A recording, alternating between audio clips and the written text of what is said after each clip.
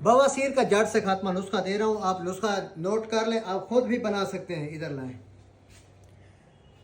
रेवंद उसारा, मुसब्बिर जर्द, कबाब चीनी। कबाब चीनी 5 तोले, मुसब्बिर जर्द जो है ना आधा तोला, रेवंद उसारा आधा तोला, मुस्तगी रूमी 2 तोले, कुश्ता संग जिराहत ये लाजम डालना है अगर हमेशा के लिए बवासीर का खात्मा चाहते हैं। पहली डोज में अफाका होगा, 20 दिन में मुकम्मल खात्मा होगा, जो कि पाइल्स निकल आते हैं उनका। और उसके बाद जो है ना ये आप मुंडी बूटी ये आप पिसाई करके ये 3 तोले अलग होती है। कैप्सूल वैसे बने हुए हैं, अगर ख़ुद बनाना चाहते हैं तो ये चीज़ें मैं आपको दे रहा हूँ। अच्छा, कुश्ते संग जिरात 1 तोला, 3 तोले ये वाली है।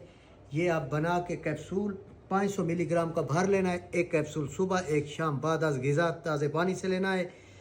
इंशाअल्लाह जितना इन्फेक्शन बढ़ा हुआ है, सुबह आप जो है ना बाथरूम में बहुत ही तंग होते हैं, तो उसके लिए पहला कैप्सूल खाते ही फ़ौरन आराम आ जाएगा।